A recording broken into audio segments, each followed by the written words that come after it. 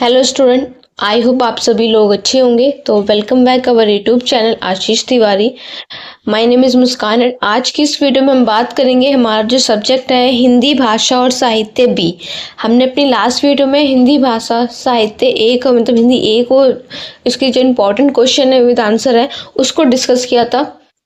आज की इस वीडियो में हम बात करेंगे हमारी जो सब्जेक्ट है हिंदी भाषा और साहित्य बी, हिंदी बी के इम्पोर्टेंट क्वेश्चन विद आंसर को हम डिस्कस करेंगे। जो हमारे एग्जाम में आने की चांसेस होते हैं इंपॉर्टेंट क्वेश्चंस, आपका जो पूरा होल सिलेबस है उसके हर जो इम्पोर्टेंट टॉपिक्स होते हैं उस चैप्टर्स के, उससे रिलेटेड हम क्वेश्चन बनाकर आपके लिए लेकर आते हैं। तो ये जो वीडियो है ये ध्यान से देखिएगा, इसका हर एक क्वेश्चन इंपॉर्टेंट है। तो पूरी वीडियो ध्यान से देखिएगा, तभी आपके जो सारे जो क्वेश्चन है वो क्लियर होंगे, आपके कॉन्सेप्ट क्लियर होंगे। एग्जाम पॉइंट ऑफ व्यू से आपके जो डाउट्स हैं क्वेरीज है वो सारी खत्म हो जाएगी और आपका एग्जाम भी अच्छा जाएगा। तो ये सारे क्वेश्चन देख लीजिएगा, कोई भी क्वेश्चन आपको स्किप नहीं करना है। हो सकता है आप जो भी क्वेश्चन स्किप करते हो वही आपके एग्जाम में आ सकता है, पॉसिबिलिटी होती है। तो इसलिए सारी जो क्वेश्चन है वो देख लीजिएगा। और इसकी पीडीएफ आपको हमारे जो डिस्क्रिप्शन में नंबर दिया गया है उस पर जाकर मैसेज कर लीजिए, वहाँ से आपको इसकी जो पीडीएफ है वो मिल जाएगी। 30 रुपीज़ पर प्राइस है इस पीडीएफ का। अगर आप वो पीडीएफ बाय नहीं करना चाहते हैं तो इट्स ऑल राइट, आप ये वीडियो लेक्चर देखकर भी पढ़ सकते हैं, ये बिल्कुल फ्री है। ठीक है, अगर किसी को पीडीएफ लेनी है तो आप वहाँ पर जाकर मैसेज कर लीजिए, आपको पीडीएफ मिल जाएगी। मिनिमम सा प्राइस है, कोई भी ले सकता है, अदरवाइज आप वीडियो लेक्चर देखकर भी अपने जो एग्जाम की तैयारी है कर सकते हैं। तो अब टाइम वेस्ट नहीं करते हैं, हमारा जो क्वेश्चन है फर्स्ट क्वेश्चन देख लेते हैं। निर्गुण भक्ति कालीन काव्य की जो प्रमुख प्रवृत्तियां हैं उसके बारे में बताना है। और इसके ऑप्शन में ये है कि रीतिमुक्त जो काव्य है उसका परिचय देते हुए उसकी विशेषताओं के बारे में बताना है। ठीक है, तो इसका सबसे पहले परिचय लिख देता है कि हिंदी जो साहित्य है वो जो उसके जो विभिन्न मतलब हिंदी साहित्य के अंदर जो विभिन्न युग है, इन सब प्रवृत्ति है, इन सब में ये विभाजित है। जैसे भक्ति काल, ये हिंदी साहित्य का इसका स्वर्ण युग किसको माना जाता है? भक्ति काल को हिंदी साहित्य का स्वर्ण युग कहा है। तो इसमें जो भक्ति रस है मतलब इसके अंदर ना भक्ति रस जो काव्य है मतलब जो काव्य होते हैं उसके अंदर भक्ति का जो रस है वो भरा पड़ा है, इससे इसकी रचना हुई है। जो काव्य का जो सौंदर्य है, जो भक्ति के थ्रू जो काव्य की सुंदरता बनाई गई है वो हमारे भक्ति काल में हुआ है। और इस काल की दो जो प्रमुख धाराएं उसमें बांटा गया है, सगुण और निर्गुण। तो इस काल के अंदर भी दो चीजों में बांटा गया है, सगुण भक्ति धारा और निर्गुण भक्ति। सगुण भक्ति जो काव्य है उसमें जो ईश्वर को निराकार मतलब ईश्वर की कोई शेप नहीं है, कोई आकार नहीं है, हम लोगों ने ईश्वर को देखा नहीं है तो इसलिए हमने ईश्वर को निराकार बताया। हमें नहीं पता कि ईश्वर का क्या आकार है, कि मूर्ति कैसी, मतलब उनको हमने कभी देखा नहीं है, बस हमने इमेजिन किया है। तो पहले के टाइम में लोगों ने जो मूर्तियों की पूजा नहीं करते थे वो लोग इमेजिन करते थे ईश्वर को अपने ध्यान में। संत वगैरह जो ध्यान लगाते थे, तपस्या करते थे, तो ईश्वर का वो ध्यान करते थे। उनके पास उनकी कोई मूर्ति नहीं है, उनके पास कोई उनकी तस्वीर नहीं है कि वो बोल सके कि उन्होंने ईश्वर को देखा है। वो अपने मन की आवाज से अपनी जो ईश्वर की भक्ति है वो करते थे। तो यही बताया कि इसमें जो ईश्वर को वो निराकार, निर्वाकर और निर्गुण माना गया है। हम लोगों ने ईश्वर को देखा नहीं है, ईश्वर की भक्ति अपने मन से करते हैं, कोई मूर्ति मतलब कोई तस्वीर, इसके थ्रू वो ईश्वर की भक्ति नहीं करते हैं। तो वही जो रीति मुक्त काव्य है उसमें रीतिकाल के प्रभाव से मुक्त होकर काव्य की एक ऐसी इन्होंने प्रवृत्ति बनाई है, इसमें भावुकता, समाज की यथार्थता और जो आत्मभिन्नति है उसका सुंदर चित्रण उसके अंदर मिलता है रीतिकाल के अंदर। तो इस आंसर में हम इसी चीज को पढ़ेंगे ध्यान से। तो पहले देख लेते हैं कि जो निर्गुण भक्ति काव्य की प्रमुख प्रवृत्तियां क्या है। तो निर्गुण जो भक्ति काव्य है उसकी नींव ऐसे संतों ने रखी है ना, जो भगवान की मूर्तियों को भारी अड्डा में, तो वो लोग मानते थे कि भगवान की जो पूजा है वो तस्वीर से या मूर्तियों से या ईश्वर की आकृति देखकर नहीं होती है, बल्कि ये हमारी आत्मा से, ये हमारे अनुभव की खोज से होती है। हम अपने आत्मा से बोलते हैं ना कि ईश्वर जो है वो कण कण में बसे हैं।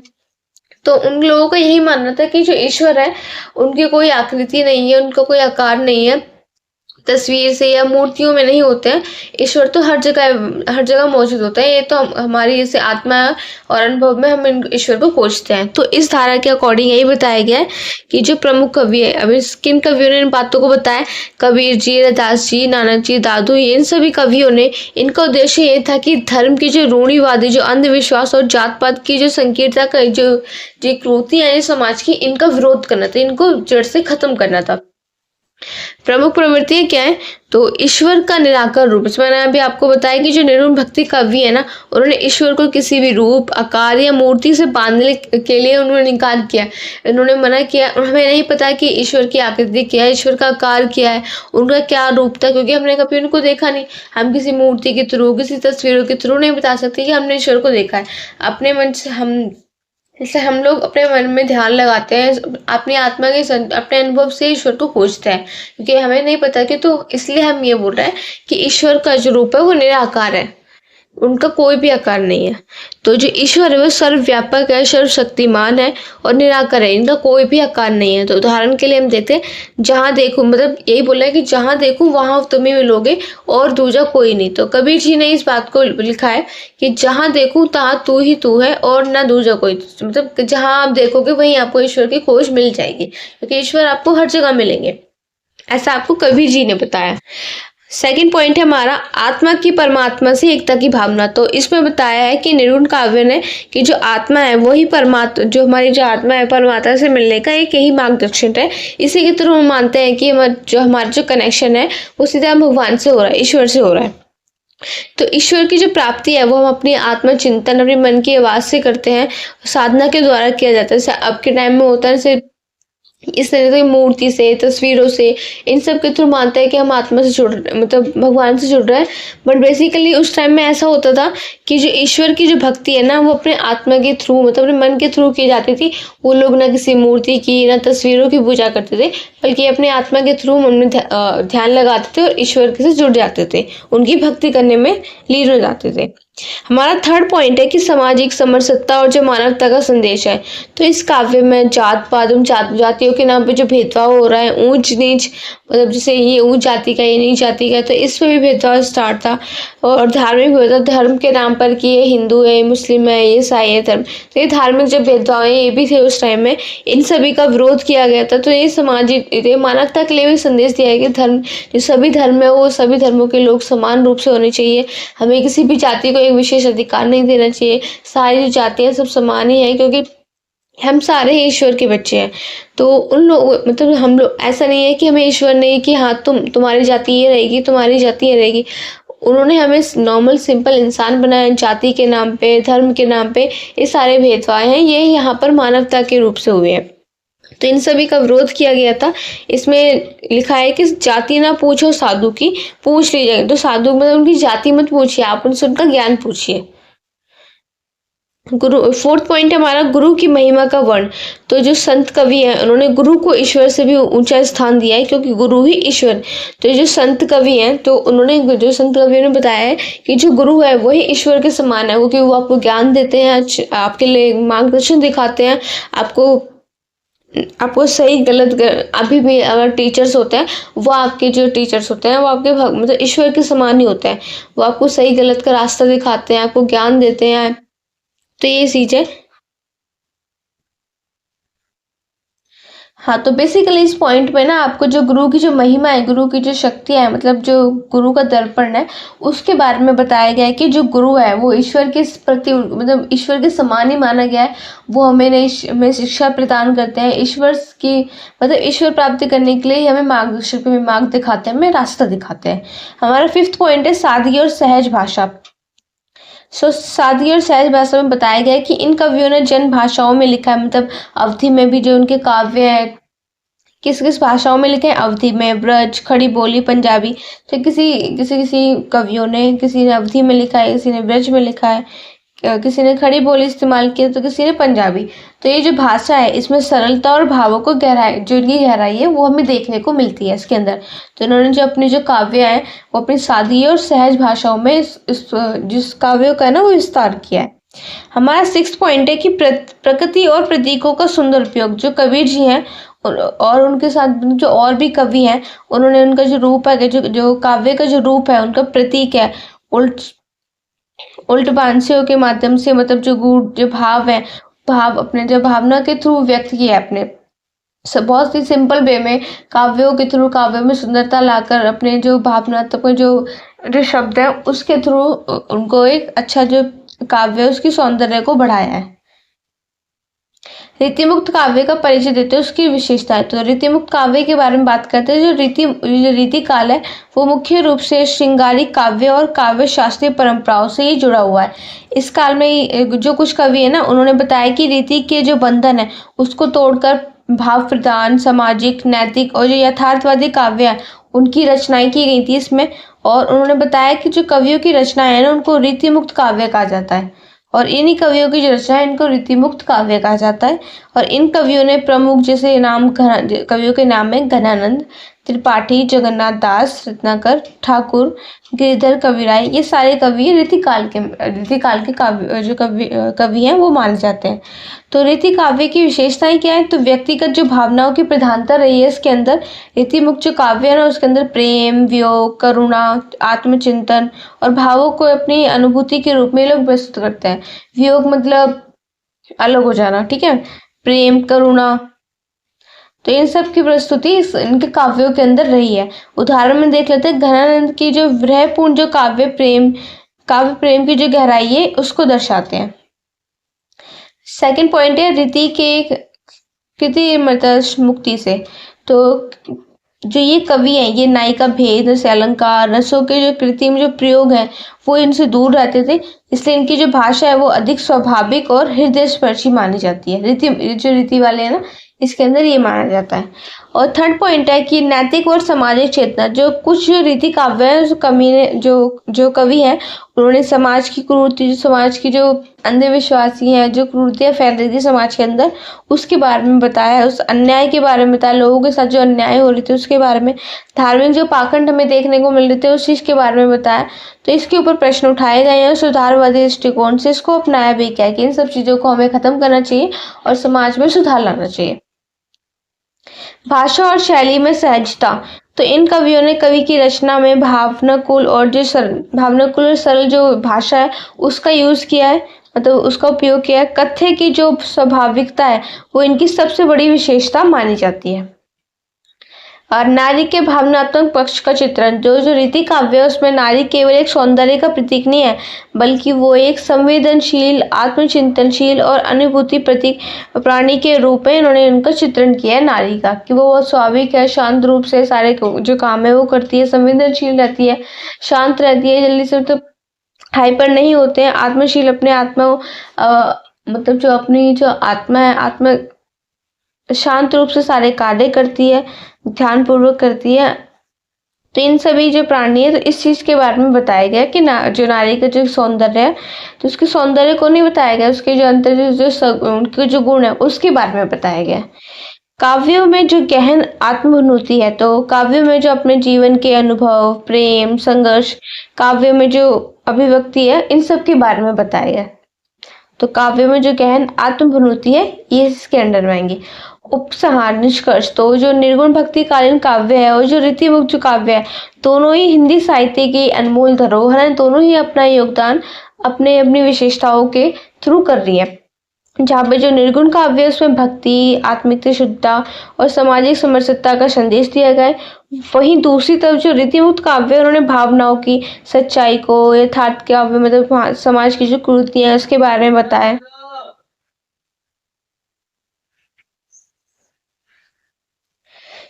ठीक है, तो इसमें वही जैसे रीतिमुक्त काव्य है उसमें क्या बताया, सच्चाई को बताया, यथार्थ के काव्य समाज की जो कुरीतियां है उसके बारे में बताया गया है। और इन दोनों ही जो प्रवृत्तियां हैं इन्होंने साहित्य की कृत्रिमता से बाहर निकलकर उन्होंने उसके जीवन के जो निकट लाने के जो काम है उसको किया है। और आज के युग में जो इसकी प्रासंगिकता बनी हुई है वो हमारे आत्म जो मंथन की जो प्रेरणा देती है। ओके, हमारा जो सेकंड क्वेश्चन है वो उपन्यास के विकास के चरणों के बारे में हमें बताना है, और जो केवट प्रसंग है जो हमारी रामायण का ही एक पात्र है उसके बारे में हम बताएंगे। तो फर्स्ट क्वेश्चन पहले उपन्यास का देख लेते हैं। तो जो हिंदी साहित्य है उसमें गद्य की जो विधाएं वो निरंतर मतलब विकसित होती रही हैं। आपको पता है जो हिंदी साहित्य में जो गद्य की विधाएं वो उनका विकास होता रहा है धीरे धीरे। जब से ये जो हिंदी साहित्य का जो निर्माण हुआ है, इनकी जो गद्य की जो विधाएं हैं धीरे धीरे इसका विकास हो रहा है। तो जैसे उपन्यास है, उपन्यास एक प्रमुख और लोकप्रिय विधा के रूप में एक सामने आया है। इसमें उपन्यास के अंदर समाज, संस्कृति, राजनीति, परिवार, व्यक्ति के जो अंतर्मन का जो जीवन चित्र जो है ना वो इसके अंदर प्रस्तुत किया जाता है उपन्यास के अंदर। तो दूसरी ओर केवट प्रसंग और जो भारतीय महाकाव्य रामायण है उसका अंत, मार्मिक प्रसंग और जहाँ भक्त और भगवान के बीच के प्रेम, समर्पण और विश्वास के बारे में बताता है केवट प्रसंग में। ये आपने रामायण अगर देखी है आपने तो आपको इसके बारे में पता भी होगा। फिर भी हम पढ़ लेंगे, ठीक है, क्योंकि हमारे एग्जाम में आने के चांसेस है, तो हम इसको एक बार देख लेंगे केवट प्रसंग को भी। तो इस चैप्टर में हम ये जो हमारा टॉपिक है इसमें हम यही पढ़ेंगे जो क्वेश्चन है, उपन्यास के विकास की यात्रा को समझेंगे और केवट प्रसंग के भावनात्मक विश्लेषण को भी हम पढ़ेंगे। तो उपन्यास के विकास के चरण देख लेते हैं। तो उपन्यास जो है वो एक आधुनिक साहित्य की एक प्रमुख विधा है जो जीवन की व्यापकता, जटिलता, विविधता की जो प्रस्तुति है वो करती है। हाँ, तो जो उपन्यास है उसमें जो जीवन की व्यापकता, जो जटिलता है, जो प्रॉब्लम्स हुई थी, जो समस्याएं हुई थी, मतलब उपन्यास के अंदर एक संस्कृति से जुड़ी, हमारी सभ्यता से जुड़ी सारी बातें उपन्यास के अंदर बताई जाती है। तो जो हिंदी का जो उपन्यास है उसका विभाग धीरे धीरे स्टार्ट हुआ था जब से उपन्यास आया था। उसके बाद धीरे धीरे उपन्यास के अंदर भी काफी ज्यादा विकास हुआ था। तो उसको देखेंगे कि उपन्यास ने किन किन जो विभिन्न चरण है उनसे होकर वो गुजरा है। सबसे पहले हम बात करेंगे आरंभिक चरण जो 1850 से 1900 के बीच में था। ये समय उपन्यास के बीज रूप, तो मतलब उस टाइम में जो उपन्यास जो लेख है ये उस टाइम में उत्पन्न हुआ था। मतलब आप बोल सकते हो कि ये जो टाइम है इसी टाइम में शुरू हुआ था। तो जो हिंदी में पहला उपन्यास की शुरुआत है वो परीक्षा गुरु 1882 से हुई थी, जिसके जो लेखक है वो लाल श्रीनिवास दास जी थे। ओके, थर्ड पॉइंट है ये कि इस समय जो इस टाइम में ना उपन्यास एक नैतिक शिक्षा, एक सुधारवादी विचार और एक सामाजिक संदेशों से भरे होते थे। उपन्यास टाइम में आप पढ़ोगे ना तो उसके अंदर आपके जो नैतिक शिक्षाएं मिलेंगी और सुधारवादी जो विचार है उसका उल्लेख मिलेगा और जो सामाजिक संदेश है उन सबसे भरे होते थे उपन्यास आरंभिक चरण में। सेकंड है कि भारतेंदु युग एवं सुधारवादी उपन्यास, जो ये टाइम था वो 1900 से 1915 के बीच में था।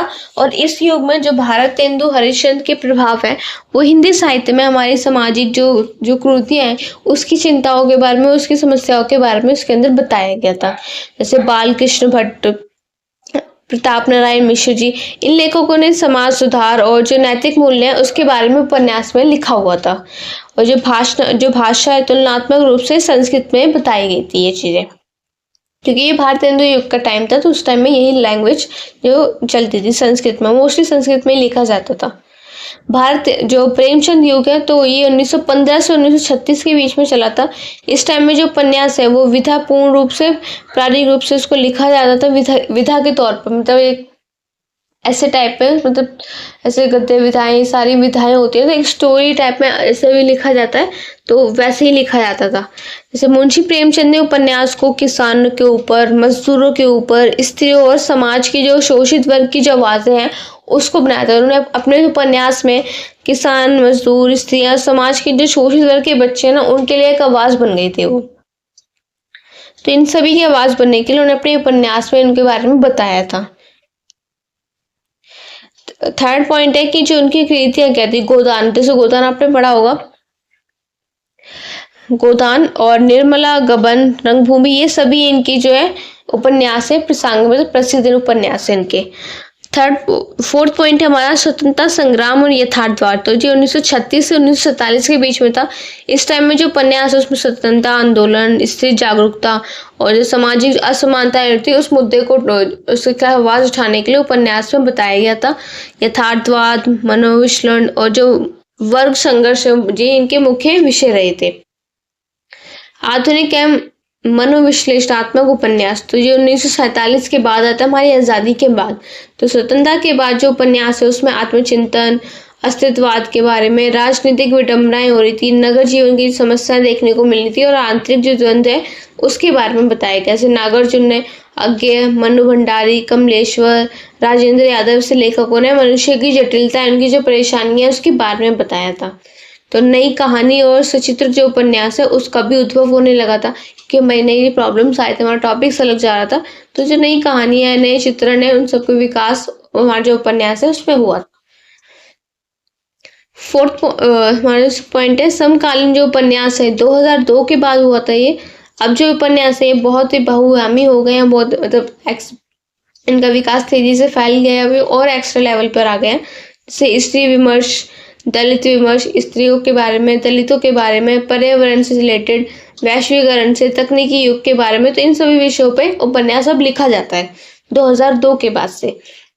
डिजिटल के माध्यम से आने से जो उपन्यास का स्वरूप है और जो प्रसार है वो अत्यधिक, और मतलब डिजिटल माध्यम के आने से जो उपन्यास का स्वरूप है, जो उनका आकार है, जो उनके लिखने की विधा है, वो और भी ज्यादा बढ़ने लगी इस टाइम में।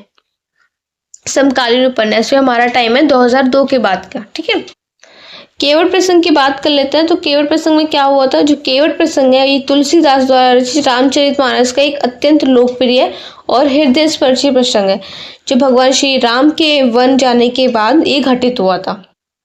वन का मतलब वन जाने के बाद।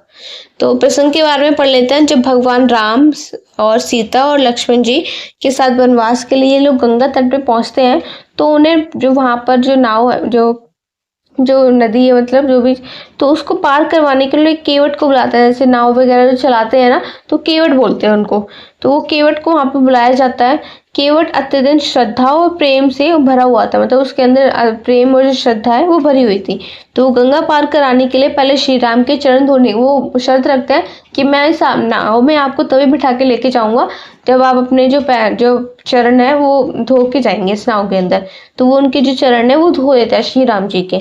तो उसका तर्क यही होता है कि जो अहिल्या, जैसे उनका कहना यही होता है, वो यही सोचते हैं कि जैसे अहिल्या है वो श्री राम के चरण स्पर्श करते ही वो शिला से स्त्री बन गई थी, तो हो सकता है कहीं उसकी जो नाव है वो भी स्त्री ना बन जाए।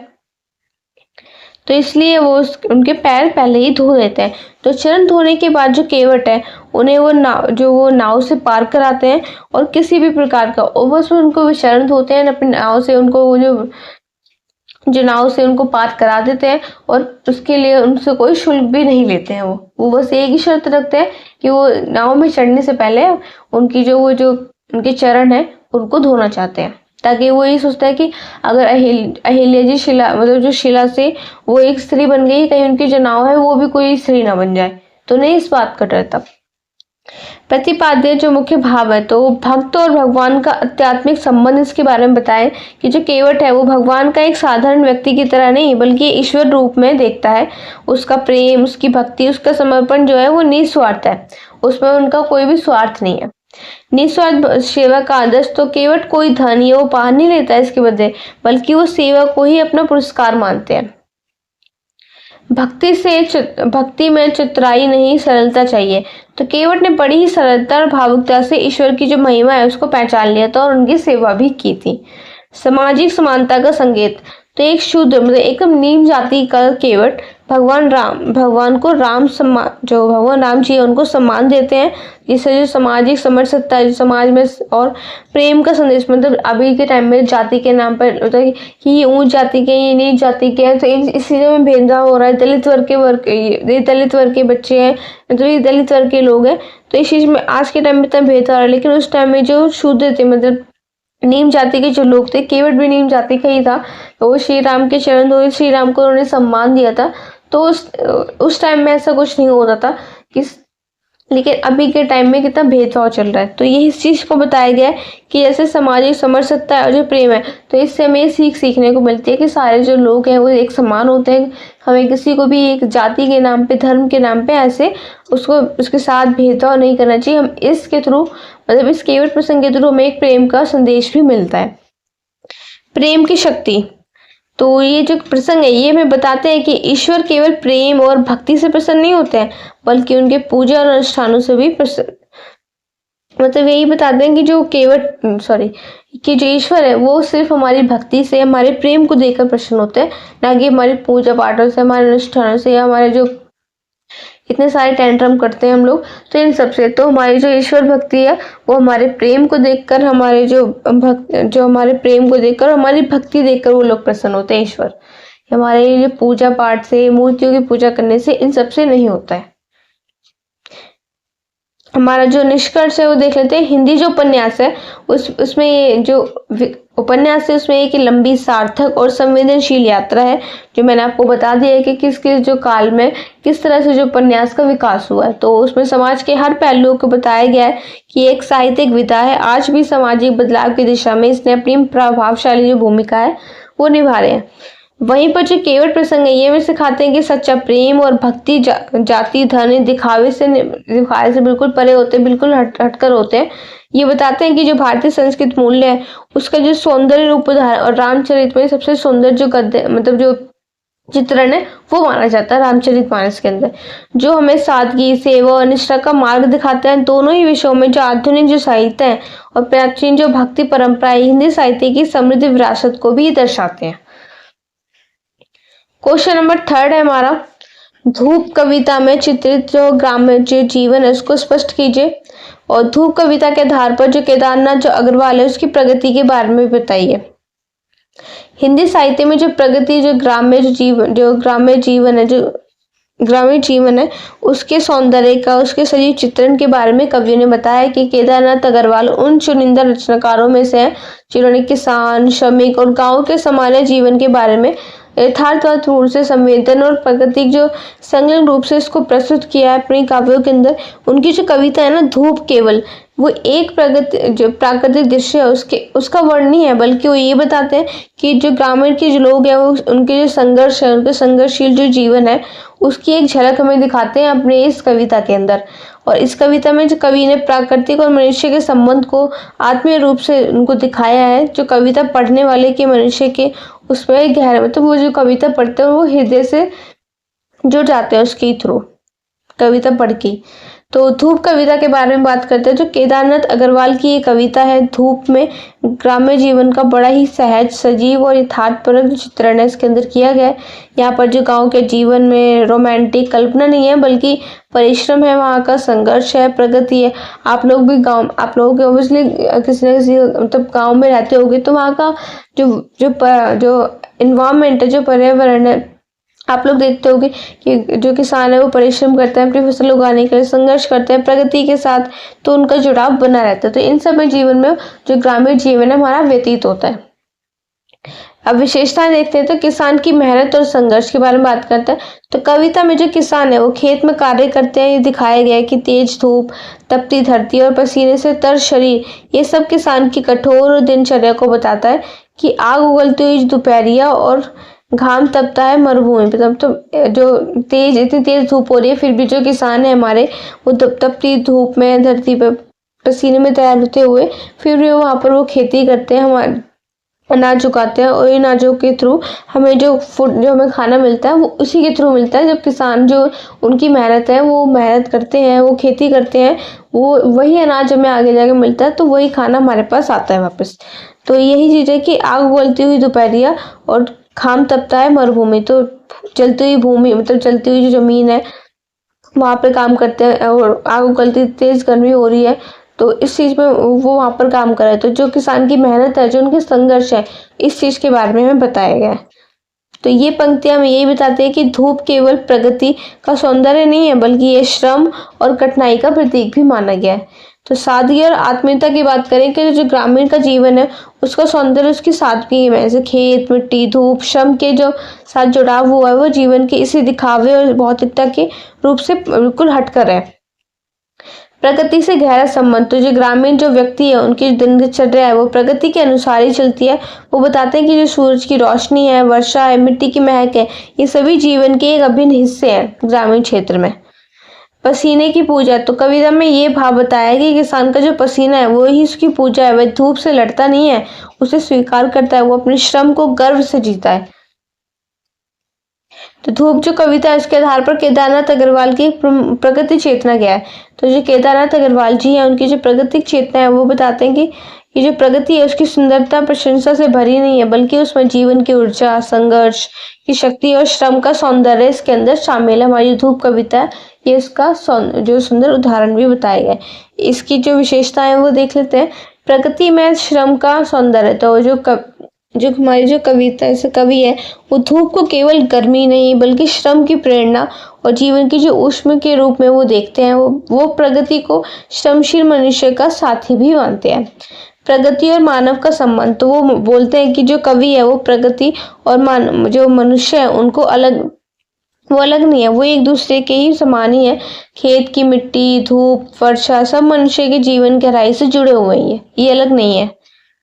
प्रगति का यथार्थ चित्रण, तो जो अग्रवाल जी है उनकी प्रगति जो कविताओं में सजी सजाई कृत्रिम रही नहीं है, बल्कि ये जीवन से जुड़ी संघर्ष के बारे में, इनकी वास्तविकता के बारे में से बताया गया है। ये प्रकृति गांव की खिली धूप, खेतों की धूल और बहते पसीने के बारे में बताती है। जीवन के संघर्ष की प्रगति भागीदारी, तो कविता के अंदर धूप, खेत और किसान के जो संबंध है इसको दिखाती है। प्रगति केवल दर्शक नहीं है बल्कि इस संघर्ष में भी हमारी साथी बनी रहती है। क्रांतिकारी दृष्टिकोण, तो केदारनाथ अग्रवाल जी हैं, उन्होंने अपनी प्राकृतिक चेतना में क्रांतिकारी भाव, इसके अंदर भाव भी है। वो बताते हैं कि प्रकृति को शोषित वर्ग की जो शक्ति है, ऊर्जा है, उसके रूप में दिखाते हैं। उपसंहार निष्कर्ष देख लेते हैं कि जो धूप कविता है वो केवल एक प्राकृतिक दृश्य का वर्ण नहीं है, वो इसमें से जो ग्राम्य जीवन है उसकी कठोर सच्चाई, उनके श्रम की गरिमा, उनके प्रकृति से जुड़े जो गहन है उसके भाव को इसके अंदर बताया गया है। केदारनाथ अग्रवाल जी की प्रगति चेतना और सौंदर्य विलास नहीं है, बल्कि जो श्रमशील जीवन है उसकी सजीव जो अभिव्यक्ति है, और इनकी प्रगति है जो गाँव के जो किसान है उसके संघर्षशील जीवन के बारे में आत्मीयता के रूप में देखा गया है। तो ये बताते हैं कि धूप कविता में एक ऐसे दृष्टिकोण देती है कि जहाँ हम प्रकृति को न केवल महसूस करते हैं बल्कि उसमें अपने जीवन का प्रतिबिंब मतलब उसके अंदर देख भी सकते हैं। ठीक है, हमारा नेक्स्ट क्वेश्चन है, हमारा फोर्थ क्वेश्चन। वह तोड़ती है पत्थर कविता में चित्रित श्रम कीजिए, श्रम के बारे में इसकी चेतना को भी स्पष्ट करना है। और वह तोड़ती है पत्थर कविता में चित्रित श्रमिक जीवन है उसके संघर्ष के बारे में बताना है हमें। ठीक है, इसका परिचय देख लेते हैं। तो हिंदी साहित्य में जो सामाजिक जो यथार्थ है, जो श्रमिक जीवन है उसके बारे में बताया गया है कि किस तरह ये जो कवियों में सच्चिदानंद, हरिजनंद, वासव अज्ञे के नाम से ये प्रमुख है। इनकी जो प्रसिद्ध कविता है वो तोड़ती है पत्थर एक साधारण है, लेकिन उनके जो अत्यंत प्रभावशाली रचना भी है, जो एक मजदूर स्त्री के माध्यम से श्रम की गरिमा, संघर्ष और सामाजिक असमानताओं को अत्यंत संवेदनशील रूप से चित्रित करके बताती है। और ये कविता है ये मात्र एक ऐसा दृश्य है बल्कि एक ऐसा प्रतीक माना जाता है। इसमें शोषण, साहस और श्रमशील जो स्त्री की मूक जो विश्व, हाँ, तो इसमें हमें यही बताया गया है कि वहाँ जो हो रहे हैं शोषण के खिलाफ, और जो साहस है, जो श्रमशील जो स्त्रियों जो काम करने वाली जो स्त्री होती है, श्रम करती है, तो उनकी जो समस्याएं उसके बारे में हमें बताया गया है। तो वह तोड़ती हैं पत्थर कविता में यही चीज बताई गई है कि जो आगे जी हैं उन्होंने इस कविता में एक साधारण जो मजदूर स्त्री है उसको केंद्र में रखकर उसके श्रम की जो चेतना है उसको अत्यंत मार्मिक जो ढंग से उसको प्रस्तुत किया है। इन्होंने श्रम कोई मनोरंजन या कोई विकल्प नहीं है बल्कि एक जीविका का एक कठोर जो अनिवार्य हिस्सा है वो बन चुकी है।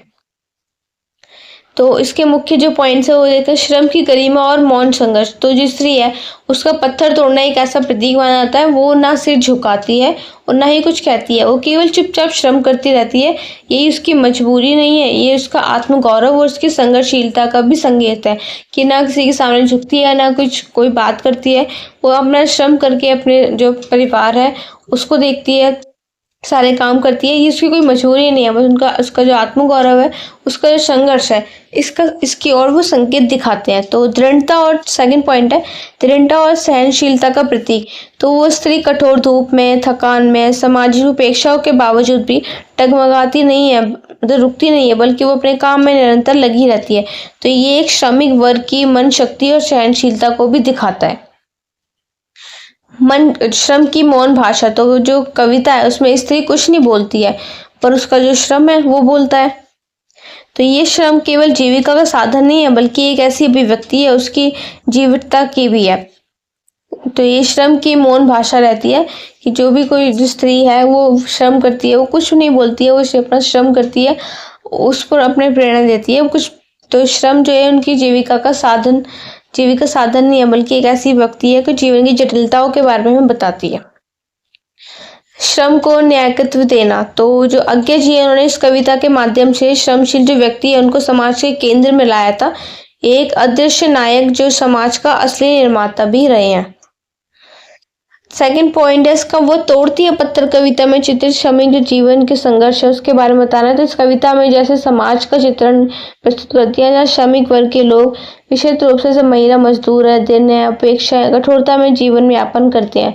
अब इनके पॉइंट्स क्या है कि जो सामाजिक असमानता है, उदासीनता है, तो कविता के अंदर बताया कि जो स्त्री है वो इलाहाबाद की सड़क किनारे पत्थर तोड़ रही थी, जहाँ पर अमीर, अधिकारी और सत्ताधारी जो हैं वो लोग गुजरते हैं, लेकिन कोई भी उसकी ओर ध्यान नहीं देता है और वो वर्गीय असमानताओं को भी दिखा देता है।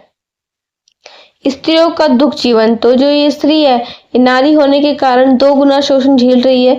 एक और तो वो समाज की गरीबी झेल रही है और दूसरी ओर वो पुरुष प्रधान जो व्यवस्था है, फिर भी वह कठोर परिश्रम करती है। वो इन सब प्रॉब्लम्स को फेस कर रही है, फिर भी वो अपना श्रम कर रही है, वो अपना कठोर परिश्रम कर रही है अपने परिवार के लिए। तो आशा का ना होना, फिर भी जिजीविषा का होना, तो यही बताता है कि कविता में कोई भी आशा, उज्जवल या सपना नहीं है, फिर भी वो स्त्री जी रही है, काम कर रही है। ये संघर्ष उसकी जीवन की सच्चाई है। निजता का भाव, तो स्त्री के पास ना कोई अपनेपन का स्थान है, ना समय है, उसका अस्तित्व केवल श्रम में मिल गया है। और ये आधुनिक शोषण का क्रूर चेहरा भी हमें देखने को मिलता है। राजनीतिक और सामाजिक प्रश्न, तो ये कविता अप्रत्यक्ष रूप से मतलब इनडायरेक्टली वे में हमसे पूछती है कि क्या ऐसा समाज न्यायपूर्ण है जहाँ एक औरत धूप में पत्थर तोड़ रही है और देश के नेता, देश के अधिकारी और आराम से गुजरते हुए उनको देखते रहते हैं। तो संघर्ष देख लेते हैं कि जो वे तोड़ती है पत्थर कविता, वो एक मजदूर स्त्री के बारे में हमें बताता है। उसके श्रम की जो महानता है, उसकी जो संघर्ष है श्रम के प्रति, जो सामाजिक असमानता है उसके बारे में बताता है कि वहां पर जो लोग खड़े हुए थे, जो अधिकारी थे, जो नेता लोग खड़े हुए थे, तो वो सभी उनको उस स्त्री को पत्थर तोड़ते हुए देखकर वहां से उसको देखकर वहीं से गुजरने लग जाते हैं, उनसे कुछ बोलते ही नहीं है। और स्त्री वहां पर अपना श्रम करती रहती है, वो भी कुछ बताती नहीं है उनको। तो बस ये कि मौन दृश्य और संवेदना को पाठक के मन को झकझोर देती है, मतलब उनको हिलाकर रख देती है। कि ये बताते हैं कि श्रमिक जो जीवन है वो केवल करुणा का पात्र नहीं है, बल्कि गौरव और ताकत के रूप में बताया गया है। कि इस प्रकार जो ये कविता है वो हिंदी साहित्य में श्रम चेतना और श्रमिक जो यथार्थ है उसका एक महत्वपूर्ण दस्तावेज बनकर उभरती है, वो जो आज भी उतनी ही प्रासंगिक है जितनी उस टाइम में थी। क्वेश्चन नंबर 5 है, हिंदी भाषा पर एक संक्षिप्त लेख लिखना है और हिंदी भाषा की जो विकास है उसकी यात्रा के बारे में बताना है। हाँ, तो इसके प्रस्तावना देख लेते हैं। जो हिंदी भाषा है ना, भारत की सबसे अधिक बोली जाने वाली, समझी जाने वाली भाषाएं हैं। ये न केवल हमारी संस्कृति, इतिहास और विचारों की जो अभिव्यक्ति है उसका माध्यम है, बल्कि हमारी जो राष्ट्रीय एकता है, जो समर्पण की जो हमारी सशक्त एक कड़ी बनी हुई है, उसके बारे में बताती है। जो हिंदी भाषा है ये हमारे वर्तमान जो स्वरूप है उसकी एक लंबी ऐतिहासिक विकास यात्रा का एक परिणाम देखने को मिलता है। इसमें हमारी जो विविध जो भाषिक है, जो हमारी अलग अलग भाषाएं हमारे जो देश है उसमें बोली जाती हैं, हमारे जो साहित्यिक और सामाजिक तत्व है उसमें योगदान भी दे रही है। तो जो हिंदी भाषा का एक संक्षिप्त लेख देखना है, तो हिंदी का जो महत्व के बारे में बात करें तो जो हिंदी है वो भारत की राज्य भाषा है और ये दुनिया की प्रमुख भाषाओं में से एक है। यह भाषा देवनागरी लिपि में लिखी जाती है। इसकी जो सरलता है, सहजता है और जो लयात्मकता है वो जन जन की जो भाषा है, वो लोगों की जन की भाषा बन चुकी है। हिंदी केवल एक ऐसी भाषा नहीं है, जो कोई भाषा नॉर्मल सी भाषा नहीं है, बल्कि ये भारतीयों की आत्मा है जो उत्तर से दक्षिण, पूर्व से पश्चिम संवाद का ये पुल बनाती जा रही है। तो हिंदी का जो स्वरूप है, वैसे जो हिंदी भाषा है वो इंडो आर्यन जो भाषाओं के अंतर्गत आती है। ठीक है, ये संस्कृत से जन्मी थी और ये संस्कृत से जन्मी और प्राकृत अपभ्रंश होते हुए खड़ी बोली के रूप में इसका विकास हुआ था। धीरे धीरे इसका विकास पूरी हिंदी में, मतलब हिंदी रूप में होने लगा और ये राजभाषा भी बन गई थी हमारे देश की। तो ये आज हिंदी में कई उर्दू, अरबी, फारसी, अंग्रेजी ये आदि भाषाओं के जो शब्द हैं वो इसी हिंदी के अंडर में आते हैं। तो हिंदी की वर्तमान स्थिति क्या है? तो जो हिंदी है वो भारत के लगभग 45% जो लोग हैं वो इनकी मातृभाषा बनी हुई है। ये राज्य के जो कार्य हैं, जो ऑफिशियल जो वर्क होते हैं, साहित्यिक, मीडिया, फिल्म और जो शिक्षा के क्षेत्र हैं, बड़े पैमाने पर वहाँ पर ये प्रयुक्त होती है, यूज होती है। तो जो अंतर्राष्ट्रीय स्तर है वहाँ पर हिंदी का प्रचार बढ़ा है, लेकिन जो गूगल, सोशल मीडिया, जो तकनीकी प्लेटफॉर्म है उसमें हिंदी की उपस्थिति निरंतर बढ़ रही है। मतलब प्रॉपरली नहीं हुई है, लेकिन धीरे धीरे वो बढ़ रही है।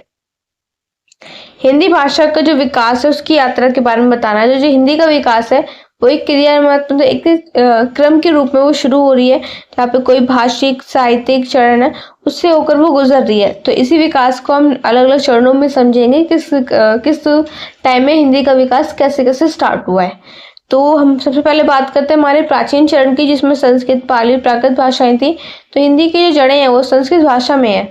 जो बाद में जैसे पाली प्राकृत जो भाषा है वो इसमें विकसित होने लगी, इन्होंने लोक भाषा को साहित्य से जोड़ दिया था। फिर अब फ्रेंच काल में तो जो 16वीं से 10वीं सदी में स्टार्ट हुई थी, जो प्राकृत से अपभ्रंश का ये जन्म हुआ था ना, इसका जो हिंदी का ये इसने रूप ले लिया था। फिर इनसे इनका जन्म हुआ, फिर उन्होंने हिंदी का रूप ले लिया। और इस काल की जो भाषा है ये लोकगीत और कथाओं में भी प्रचलित होने लगी इस टाइम में। हमारा थर्ड पॉइंट है कि आदिकाल, ये 10वीं से 14वीं सदी के बीच में था। इसे वीर गाथा काल भी कहते हैं आदिकाल को।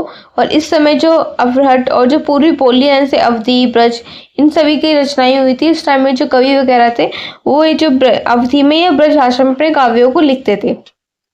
प्रमुख ऐसे कवि हैं चंद्रबरदाई, नरपति नला और विद्यापति, ये इसके प्रमुख कवि हैं आदिकाल के। भक्ति काल की बात करें तो ये 14वीं से 17वीं सदी की थी। और इस काल में जो हिंदी की जो हिंदी है उसको जन जन की भाषा बनाने का काम हुआ था। किसमें हुआ था? ये भक्ति काल में। जो कबीर जी हैं, तुलसीदास जी, सूरदास जी, इन जैसे संतों ने जो हिंदी को एक सशक्त माध्यम बना दिया था अपने काव्यों के माध्यम से। भाषा सरल, भावनात्मक और जनप्रिय होने लगी थी। लोगों को सरल भाषा, भावनात्मक मतलब भाव से जो भावनाओं से भरपूर थी, तो ये लोगों के दिल तक छू रही थी, उनके जो हृदय से छू रही थी। तो ये जनप्रिय होने लगी थी ये। रीतिकाल, तो रीतिकाल में 17वीं से 18वीं सदी के टाइम था। इस काल में जो हिंदी है उसका सौंदर्य, श्रृंगार और कविता कौशल की भाषा ही बन गई थी। ब्रज भाषा का जो अत्यधिक प्रयोग है ये हुआ था। तो आधुनिक काल, तो 9वीं से 19वीं सदी से वर्तमान तक, तो इस काल में जो खड़ी बोली है वो हिंदी का एक आधुनिक स्वरूप बन गई थी। भारतेंदु हरिश्चंद्र को हिंदी गद्य का जनक भी माना जाता है। प्रेमचंद जी, जयशंकर प्रसाद, मैथिली शरण गुप्त जैसे लेखक हैं, इन्होंने हिंदी का यथार्थ इतिहास और समाज का दर्पण है उसको बना दिया था। और स्वतंत्रता जो आंदोलन है उसमें हिंदी का एक राष्ट्रीय भाषा के रूप में इसको प्रेरक शक्ति भी बन गई थी। स्वतंत्रता के बाद हिंदी का विस्तार, जो 1950 में हिंदी को संविधान में राजभाषा का दर्जा भी मिल गया था।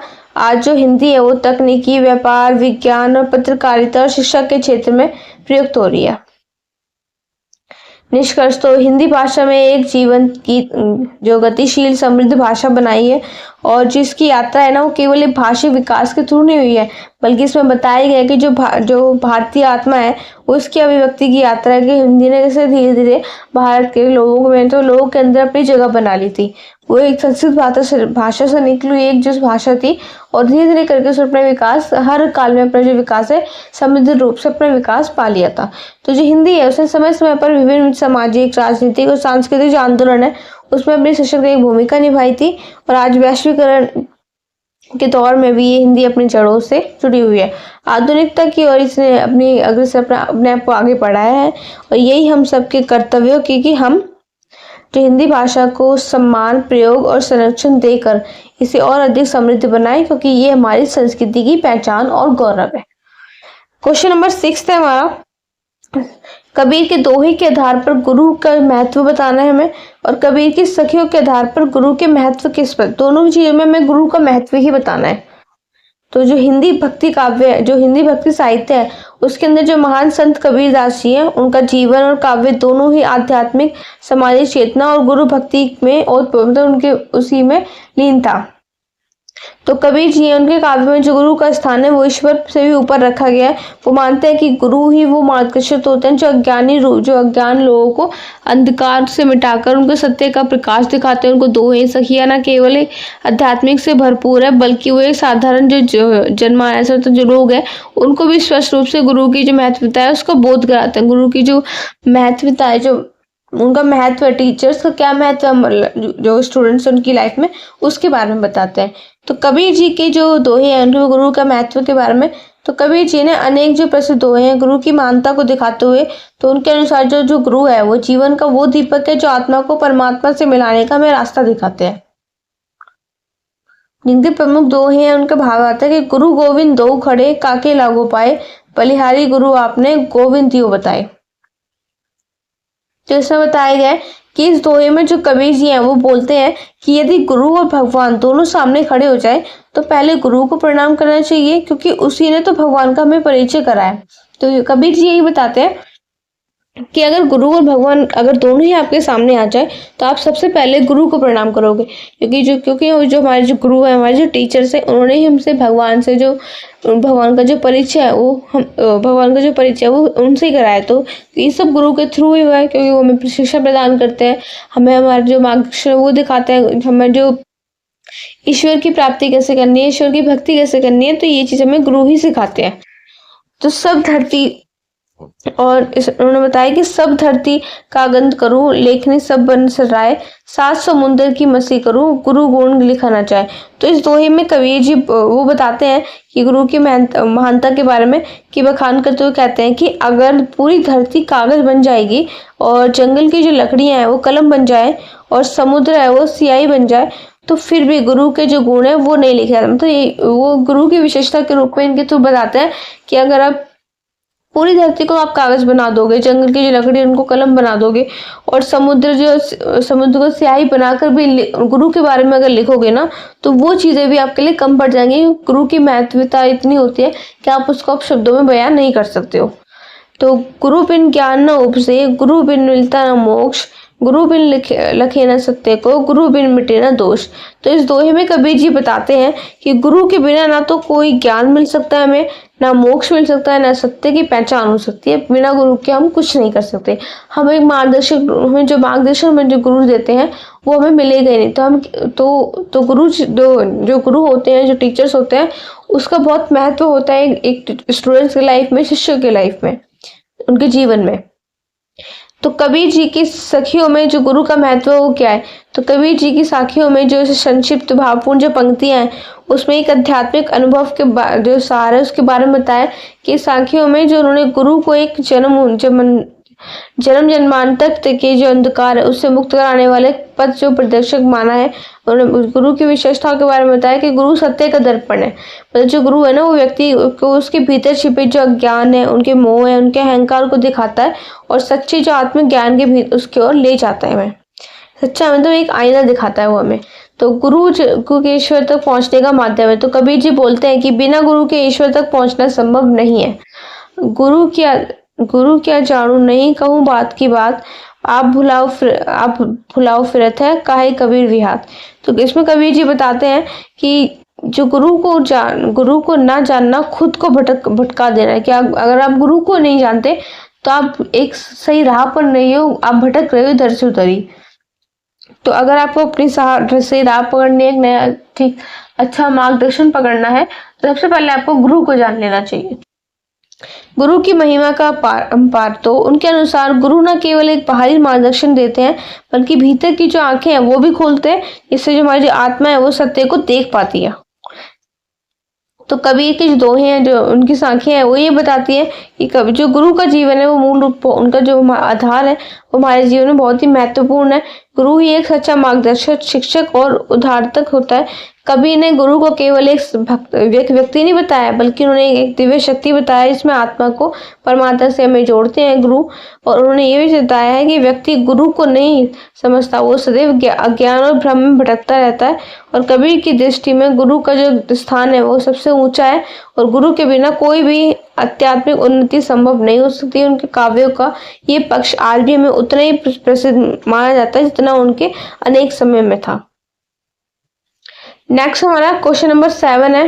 तो क्वेश्चन नंबर 7 है, उसमें क्या पूछ रहा है, क्वेश्चन नंबर 7 में बताना है कि जो नर हो ना निराश करो मन को, ये जो कविता है इसके जो संदेश के बारे में बताना है। नर हो ना निराश करो मन को, इसके प्रतिपाद के बारे में बताना है। तो हिंदी साहित्य में ऐसा कोई काव्य नहीं है जिसमें मनुष्य की प्रेरणा, उनके आत्मबल, उनके साहस को प्रदान करते हैं, बल्कि जो प्रसिद्ध कवि है जो माखनलाल चतुर्वेदी जी हैं, उन्हें अपनी कविता में नर होना ना निराशा करो मन को ऐसी ये प्रेरणादायक रचना बताया है। उन्होंने इस कविता के अंदर केवल शब्दों की रचना नहीं की है, बल्कि उन्होंने मानव की जो आत्मशक्ति है, उनका जो विश्वास है, उसके बारे में हमें बताया कि इस कवि ने मनुष्य को निराशा से लड़ने के लिए आशा को थामे रखने का संदेश दिया है। फर्स्ट पॉइंट है नर हो निराश हो करो मन को। इसमें बताया कि जो कविता है इसके अंदर में एक संदेश मिलता है कि जो मनुष्य है उनको कठिन से कठिन परिस्थितियों में भी अपना धैर्य नहीं खोना चाहिए, साहस आत्मविश्वास अपना ये बनाए रखना चाहिए। तो वो इसी चीज की इसके अंदर में प्रेरणा देते हैं। मुख्य संदेश तो निराशा छोड़ो, आशा अपनाओ। तो कविता में सबसे पहले जो मुख्य संदेश यही देते हैं कि जो निराशा है वो जीवन का अंत कर देती है, पर मतलब हमें निराश नहीं होना है, उसे पार करके जाने का एक अवसर देखना है। मनुष्य को चाहिए कि वो अपने मन को कभी हस्तोचित होना होने दे, इधर से उधर ना होने दे। तो इसके लिए आपको निराश नहीं होना, अपने मन को शांत रखना है। मन की जो शक्ति है सर्वोपरि है। तो कविता है वो ये बताती है कि यदि मनुष्य का मन सशक्त और दृढ़ निश्चय हो जाए तो एक जगह इकट्ठा हो जाए। आप अगर ऐसा आप सोच लो कि आपको ये जो 10 क्वेश्चन की वीडियो है ये आपको देखनी है, तो आप अपने मन को समझा लो कि हाँ मुझे ये देखनी है। मेरे एग्जाम के जो पॉइंट ऑफ व्यू से ये सारे जो पॉइंट्स हैं, जो टॉपिक्स हैं, वो क्लियर हो सकते हैं वीडियो देखने से। तो आप अपने मन को समझा रहे हो, अपने मन को एक जगह इकट्ठे लगा रहे हो कि हाँ मुझे ये वीडियो जो हिंदी बी की वीडियो आई है इंपॉर्टेंट क्वेश्चन की, ये मुझे देखनी है। तो आपने अपना माइंड सेट कर लिया, निश्चय कर लिया है। ऐसे आपको कोई स्टडी टाइम टेबल है, आपने सोचा कि मुझे 1 घंटा अपने एग्जाम के लिए डेली पढ़ना ही पढ़ना है। तो आपने माइंड सेट कर लिया, अपने मन को समझा लिया, एक निश्चित अपने एक जो टाइम टेबल है वो एक निश्चय कर लिया।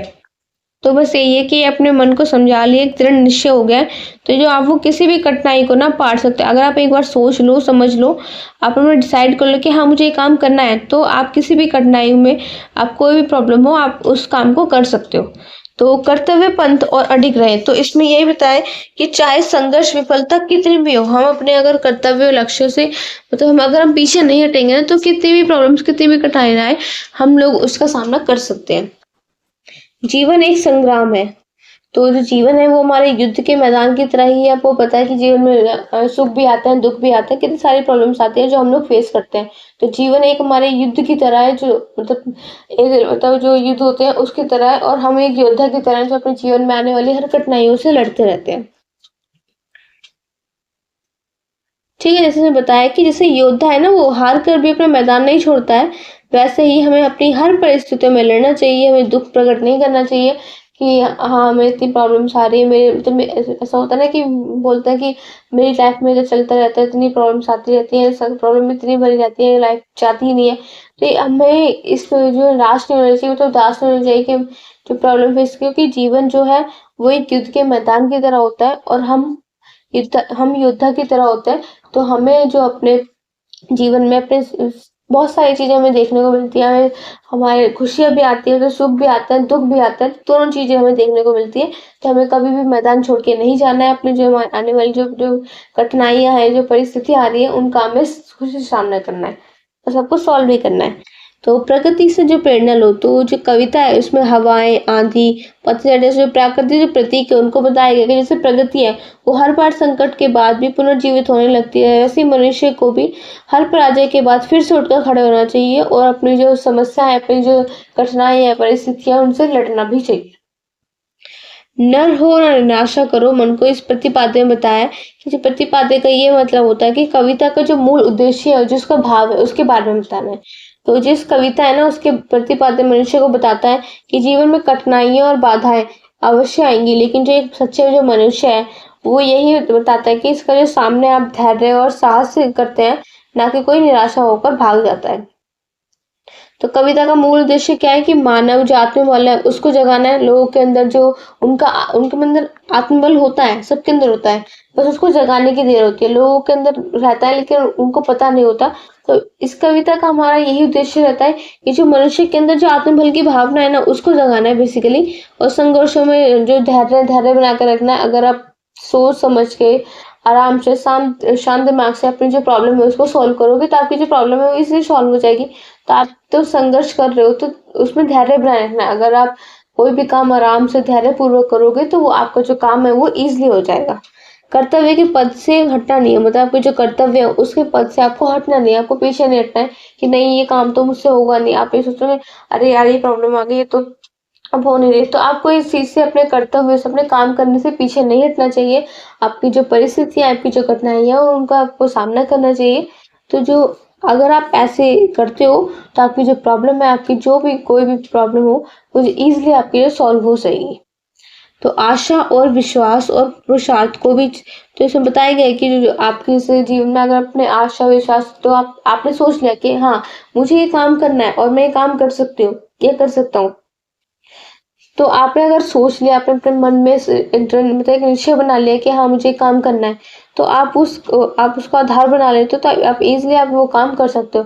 तो हमें ये संदेश भी जो जो हमारे कविता का जो उद्देश्य है वो हमारे जो हमें वो ये चीज हमें यही सिखाते हैं कि हमारा जो आशा है, विश्वास है, पुरुषार्थ है, इसको अपने जीवन का आधार बना लेना चाहिए। सकारात्मक सोच है, तो अगर आप सब सारे जो पॉइंट्स हैं इनको कवर कर लेते हैं, इनको अपने जीवन में अपना लेते हैं, जो सकारात्मक सोच है आप वो उसको अपना लेते हैं। पॉजिटिव, अगर आप बोलते हैं ना कि पॉजिटिव सोचना करो, अगर पॉजिटिव सोचोगे तो पॉजिटिव ही होगा। अगर आप नेगेटिवली सोचोगे तो नेगेटिव ही होता है। तो आपकी थिंकिंग के ऊपर है कि आप किस तरह से सोच रहे हो। तो जो हमारी जो सकारात्मक सोच है हमें उसको अपनाना चाहिए। तो इस कविता के माध्यम से कवि हमें बताते हैं कि मनुष्य केवल शरीर से नहीं बल्कि मन से भी पराजित होता है। मतलब आप बॉडी के थ्रू, मतलब आप कोई भी काम कर रहे हो और वो अगर आपको पूरा नहीं हो रहा तो वो तो इसलिए कि आपने कोशिश तो की एग्जैक्टली। आज नहीं होगा, जैसे गवर्नमेंट एग्जाम है, गवर्नमेंट एग्जाम आप लोग एग्जाम देते हो, कोई भी ऐसे गवर्नमेंट एग्जाम की तैयारी कर रहा है, आप लोग एग्जाम देते हो, कोई भी अगर आपको जो गवर्नमेंट एग्जाम है वो एक बार में क्लियर नहीं होता। आप कितनी बार कोशिश करते हो, जैसे नीट का एग्जाम हो गया, ऐसे या यूपीएससी के एग्जाम्स हो गए, तो कितनी सारी प्रॉब्लम आती है। किसी कभी जी में नंबर नहीं आता, कभी मेंस में रह जाते हैं। जैसे नीट का एग्जाम हो गया, कभी हम 1 नंबर से रह गए, कभी 2 नंबर से रह गए। तो बेसिकली यही चीज है कि हमारी जो कोशिश है, हमें कोशिश करते रहना चाहिए। अगर आप पराजित होते हो, कितनी बार आप हार जाओगे, 1 बार, 2 बार, 3 बार, लेकिन अगर आप कोशिश करते रहोगे तो आप एक ना एक दिन आप जीत जाओगे। तो यही चीज बताई गई है कि जो मनुष्य है वो उस शरीर से नहीं हारता है, वो अपने मन से हारता है। वो सोच रहे हैं नहीं मैं ये काम नहीं कर सकता, तो वो हार जाते हैं।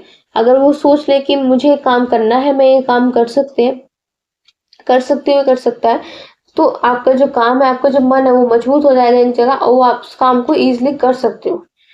तो जैसे उसका मन मजबूत है वो हार नहीं सकता, तो आप बिल्कुल हार नहीं सकते क्योंकि आपने सोच लिया कि हाँ मुझे ये काम करना ही है। नर हो ना निराश करो मन को। तो ये कविता में बताती है कि जो जीवन की जो कठिन घड़ी है, समय है, उसमें ये हमें प्रेरणा का स्रोत बन गई है। माखनलाल चतुर्वेदी ने इस रचना के माध्यम से बताया कि सच्चा जो मानव वही है जो निराशा में भी आशा का दीपक जलाए रखता है। और ये कविता में जीवन के प्रति एक सकारात्मक दृष्टिकोण, साहसपूर्ण आचरण और जो कर्तव्य निष्ठा की सीख देती है। और आज के टाइम में सब लोग छोटी छोटी बातों पर निराश हो जाते हैं, हाँ यार ये हो गया, तो ऐसे वो निराश हो जाते हैं, सैड हो जाते हैं, दुखी हो जाते हैं कि हाँ हमारे साथ ये सब हो रहा है। तो उनको निराश नहीं होना चाहिए। उनको जो अपनी जो कठिन परिस्थिति है ये उनसे सामना करना चाहिए कि आपकी जो प्रॉब्लम्स है वो एक ना एक दिन तो खत्म होगी। तो ये जो कविता है वो एक उजाला बनकर जीवन को जो दिशा है उसको दिखाती है हमें। तो नेक्स्ट क्वेश्चन हमारा क्वेश्चन नंबर 8, बालिका का परिचय कविता का मूल भाव बताइए। और बालिका का परिचय कविता में माँ के हृदय की जो अभिव्यक्ति है उसके बारे में बताइए। तो इसका प्रस्तावना है कि जो हिंदी साहित्य है उसमें भावना और संदेह का जो अत्यंत कोमल रूप है वो बालिका के परिचय में हमें देखने को मिलता है। ये कविता धर्मवीर भारती द्वारा लिखी गई है, जिसमें एक जो माँ है, माँ के द्वारा अपनी जो बालिका का जो वर्ण है उनका जो अत्यंत आत्मीयता और स्नेह से किया गया है। कविता न केवल बालिका के जो शारीरिक और जो मानसिक जो गुण है उसके बारे में बताती है, वो बताती है कि माँ की जो हृदय की जो गहराई है उनकी भावनाएं, उनकी चिंताएं, उनकी आकांक्षाओं के बारे में बताते हैं कि माँ के हृदय उनकी उनकी जो भावना निकल के, उनकी चिंता, उनकी आकांक्षा, उनके मन की जो इच्छा है उसके बारे में बताया। और ये अत्यंत ही मातृत्व और स्त्री जीवन की नाजुक जो भावना है उसके बारे में, उसकी जो सुंदर अभिव्यक्ति भी की है। बालिका का परिचय देते हुए कविता का मूल भाव।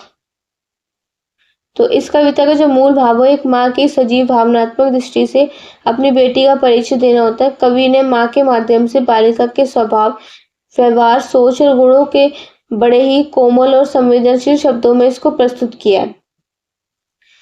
प्रमुख भाव, जो मुख्य भाव है, तो जो बालिका है वो केवल एक ऐसा जीवन नहीं है, मतलब जीवन तो शरीर नहीं है, बल्कि एक संवेदनशील हृदय, सुप्रशील और मन और सौंदर्य की एक मूर्ति के बारे में बताया है कि वो गुड़ियों से खेलती है, एक मासूम सी बच्ची है, पर वो भीतर से ये प्रश्न पूछती है, सोचती है, एक बुद्धिमता बालिका है। मतलब वो गुड़िया से खेल रही है, लेकिन वो जो बच्ची है वो यही सोच रही है कि ये जो मुझसे सवाल करती है, सोचती रहती है, तो एक बुद्धिमता बालिका है। ओके, कविता जो ये बालिका है वो एक ऐसी कली के रूप में प्रस्तुत करती है जो भविष्य में समाज को एक नई दिशा भी देती है। तो ये जो कविता है ये हमें दिखाती है कि जो माँ की नजरें हैं वो उसकी बेटी के लिए अनमोल होती हैं, चाहे वो साधारण ही क्यों ना हो।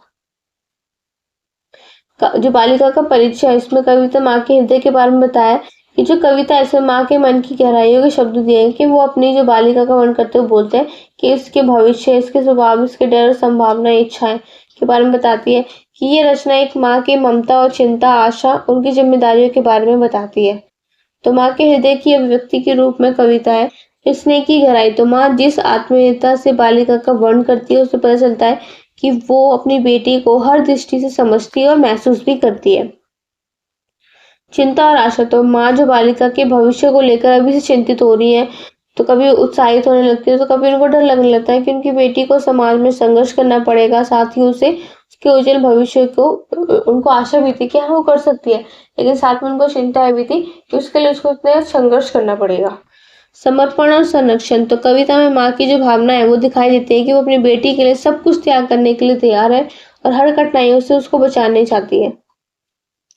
गौरव और पहचान, तो माँ अपनी बेटी को केवल एक बच्ची नहीं है, बल्कि एक स्वतंत्र सोच वाली, आत्मविश्वास से भरी हुई आत्मा के रूप में देखती है। वो चाहती है कि समाज उसे केवल बेटी ना समझे, बल्कि एक व्यक्ति के रूप में पहचाने। तो निष्कर्ष क्या है हमारा?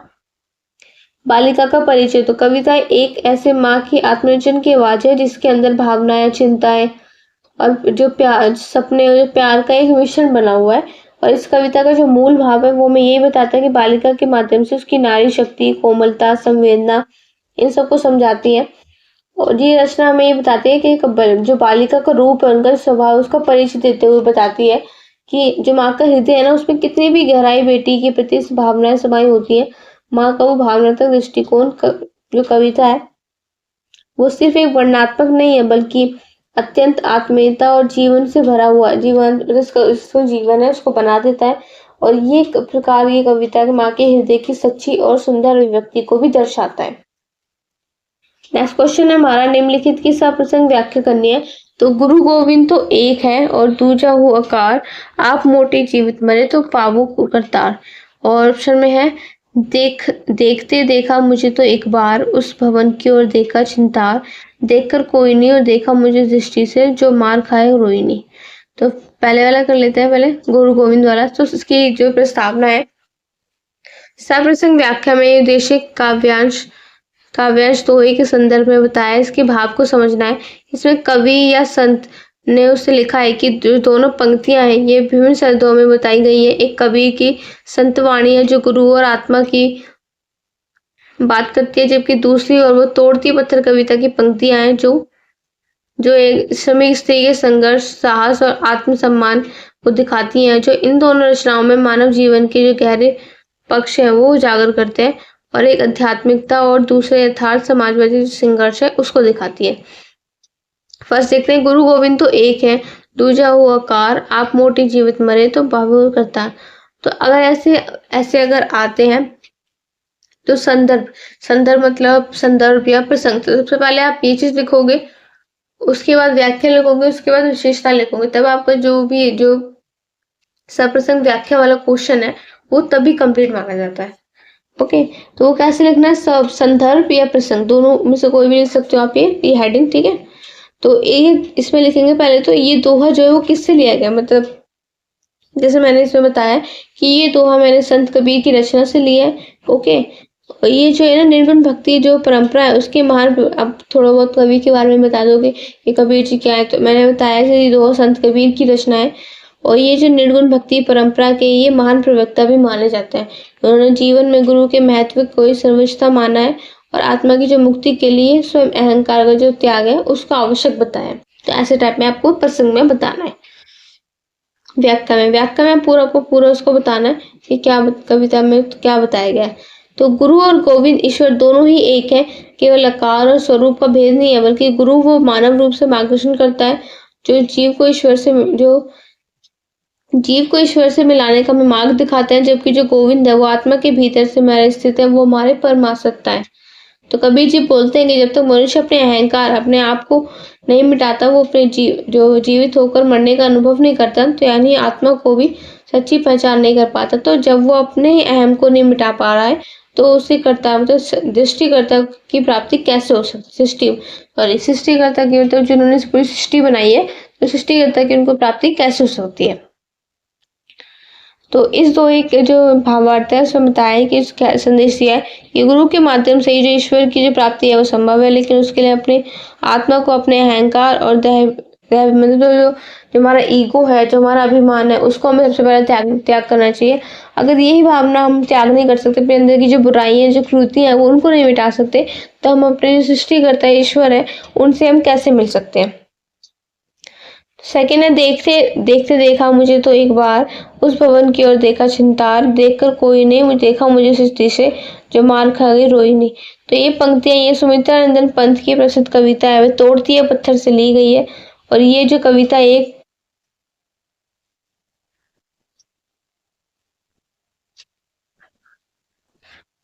ठीक है, ये पंक्तियां ना यहाँ पे करेक्शन हो गई है। ये जो यहाँ पर लेखक का एक सेकंड ना, यहाँ पे जो लेखक का नाम आएगा सूर्यकांत त्रिपाठी निराला, जो हमारे लेखक है, उन्होंने ये जो कविताएं लिखी थी वे तोड़ती है पत्थर से उन्होंने ली थी, तो ये वहां से ली गई है सूर्यकांत त्रिपाठी जी ने।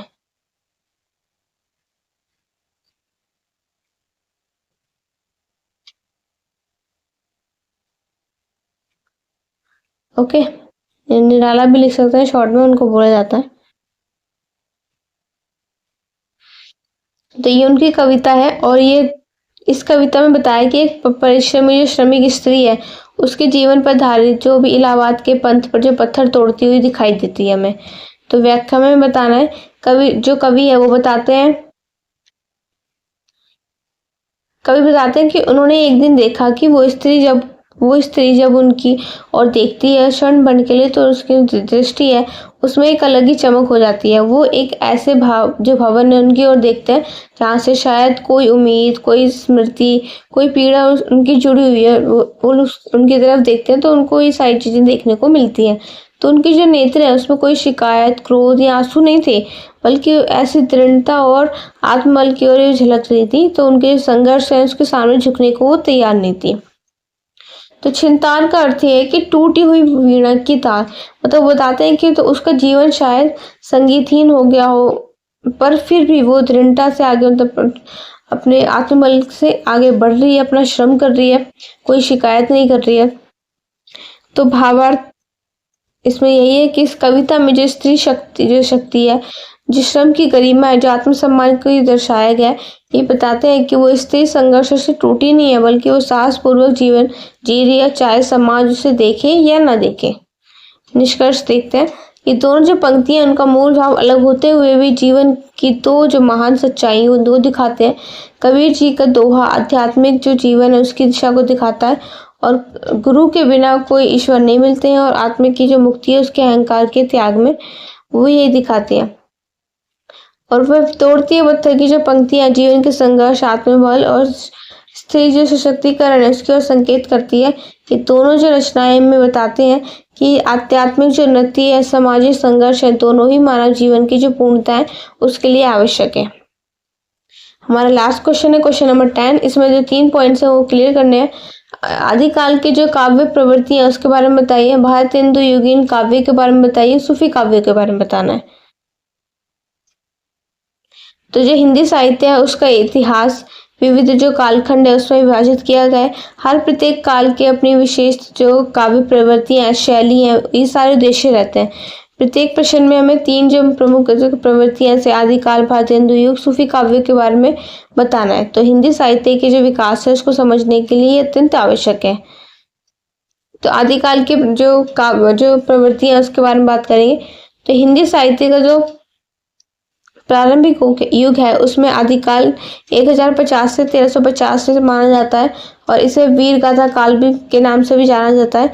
और इस काल की जो रचनाएं हैं उसमें मुख्य रूप से वीर रस, राजभक्ति और धर्मनिष्ठा के रूप इसमें दिखाई देते हैं। तो इनकी मुख्य प्रवृत्तियां क्या है?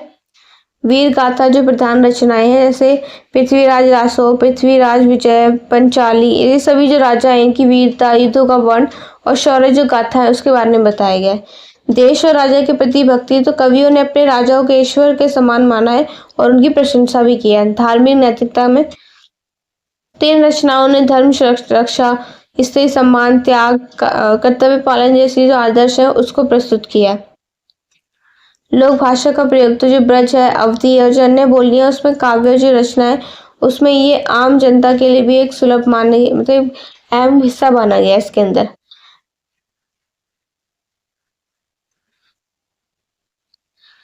हाँ, तो इस लोक भाषा के अंदर इसको मतलब ऐसी जो भाषा है उसको यूज किया गया, जैसे ब्रज, अवधी, जो अन्य बोली है ना उसमें काव्यों की रचना की गई जो लोगों को आसानी से, तो जो आम जनता है ना उसको इजीली समझ में आ जाए। तो उराश और यशगान, तो जो नायक की वीरता है, पराक्रम है, उनके गौरव गान की जो प्रमुखता है वो उसके अंदर बताई गई है। भारतेंदु युगीन काव्यों के अंदर जो भारतेंदु हरिश्चंद्र जी है, 1850 से 1885 की ईस्वी में उन्होंने हिंदी साहित्य में नव जागरण का जो नव जागरण मतलब कोई नई चीजें आपके जो आप लोग जागरूक तो हो, कुछ नया चीज आपको सीखने, कोई जैसे अंग्रेज आए थे उन्होंने हमें गुलाम बनाया, तो हमने भी कोई नई चीजें सीखी ना उनके थ्रू, कुछ जैसे अंग्रेजी भाषा है उसका उद्भव हुआ था। तो काफी चीजें जो हमारे जो देश में बदलाव हुए थे उसके थ्रू, कोई तकनीकी डिजिटल चीजें, ये सारी चीजें हमारे जो देश का विकास हुआ था। तो से हमारे देश का जो नव जागरण है उसके रूप में भी उभरा है। तो उसके नेतृत्व में जो हिंदी साहित्य है उन्होंने आधुनिक युग की शुरुआत की थी, जिसे भारतेंदु युग भी कहा जाता है। तो इसकी विशेषताएं क्या है? राष्ट्रीय प्रेम और सामाजिक चेतना है। तो कवियों ने देश की जो दयनीय दिशा है, अंग्रेजी शासन की क्रूरता है, भारतीय समाज की दुर्दशा है, उसके बारे में बताया। भाषा शैली में इसने सरल बोधगम्य में खड़ी बोली और ब्रज भाषा का भी यूज किया है। धार्मिक और सामाजिक सुधार, तो भारतेंदु जो युगीन काव्य है उसमें समाज सुधार के बारे में, अंधविश्वास, पाखंड और जो रूढ़िवादी है उन पर उनको हमला किया है। नारी शिक्षा और स्वदेशी वस्त्र और आत्मनिर्भरता पर समर्थन, तो रचनाओं में नारी जो मुक्ति है, स्वदेश प्रेम की जो भावना है उसको प्रकट किया है। और दृष्ट कवि की भूमिका है कि भारतेंदु जो केवल है वो एक कवि नहीं थे बल्कि नेता, समाज सुधारक और संस्कृति संरक्षक भी थे। उनकी रचनाएं हैं भारत दुर्दशा, विविध काव्य, अंधेर नगरी नाटक, ये सभी। थर्ड है सूफी काव्य। तो सूफी काव्य परंपरा का ऐसा विकास है, इसमें 13वीं से 17वीं शताब्दी के बीच में हुआ था। ये काव्य परंपरा इस्लामी सूफी धर्म के प्रेम, भक्ति और आत्म परमात्मा को मिलने की भावना को बताती है। विशेषता है कि प्रेम की प्रधानता, तो सूफी काव्यों ने ईश्वर को प्रेम का प्रतीक माना और कहा है कि प्रेम ही सच्ची ईश्वर तक पहुंचने का हमें एक मार्ग दिखाती है। नर नारी का प्रतीक का प्रयोग, तो जो आत्मा को प्रेमिका और ईश्वर को प्रेमी के रूप में दिखाकर रहस्यात्मक प्रेम का वर्णन किया गया है। सामाजिक समरसता में कि जो सूफी काव्य उन्होंने हिंदू मुस्लिम के अंदर एकता की भावना दिखाई है, समानता और मानवता का संदेश भी दिया है इसमें। भाषा शैली, तो जो सूफी काव्य है वो उनका एक ऐसा रूप दिखाया है, पद, सखी, दोहा, काफी, ये सभी मिलता है। तो इसकी जो भाषा हिंदी है, अवधी, ब्रज, पंजाबी, इन सभी में ये मिलती है, तो इसलिए लोगों को समझ में आ जाती है। प्रमुख जो कवि है ख्वाजा मुइनुद्दीन चिश्ती, बाबा बुल्ले शाह, मलिक मोहम्मद जायसी, पद्मावत, कुतुबुन उस्मान मंजिस, तो ये सभी इनके प्रमुख कवि रहे हैं सूफी काव्य के। निष्कर्ष है कि कवि जो हिंदी साहित्य है उनके तीनों पहलू आदिकाल की वीरता, ये जो भारतीय हिंदू युग है उसमें जागरूकता, सूफी काव्य में प्रेम की भक्ति, तो इन तीनों ने जो भाषा और संस्कृत, हिंदी की भाषा और संस्कृत को समृद्ध आगे बढ़ाया है। और आदिकाल ने साहित्य के वीर रस और इतिहास को बारे में बताया। वही भारतीय हिंदू युग ने उसे समाज सुधार, राष्ट्रीय चेतना से जोड़ा है। और सूफी काव्यों में हृदय की जो कोमलता है, प्रेम है, एकात्मकता है, उसको पढ़ाया है। तो ये जो प्रवृत्तियां हैं ये मिलकर हिंदी साहित्य की विविधता, गहराई और जो ऊंचाई है उसको प्रदान करती है। ठीक है, हमने हमारे जो 10 क्वेश्चन है उनको डिस्कस कर लिया, अच्छे से समझ लिया। किसी का कोई डाउट है तो आप कमेंट बॉक्स में आप पूछ सकते हैं। इसकी पीडीएफ आपको हमारे जो नीचे दिए गए डिस्क्रिप्शन नंबर दिया गया है वहाँ से मिल जाएगी। वहाँ पर जाकर आप मैसेज करिए, आप पीडीएफ वहाँ से जाकर बाय कर सकते हैं। 30 रुपीज़ प्राइस है पर पीडीएफ का। अगर किसी को बाय नहीं करनी है तो आप वीडियो जो लेक्चर है वो आपका फ्री है, उसको देखकर भी आप पढ़ सकते हो, अपने एग्जाम की तैयारी कर सकते हो। ठीक है, आपका नेक्स्ट एग्जाम कौन सा है ये आप मुझे कमेंट बॉक्स से बता दीजिए, जिससे ज़्यादा आपकी जो वीडियो है वो जल्दी से जल्दी हम आपकी अपलोड कर पाए। तो अब मिलते हैं हमारी नेक्स्ट वीडियो में। Thank you for watching video. All the best for your exam.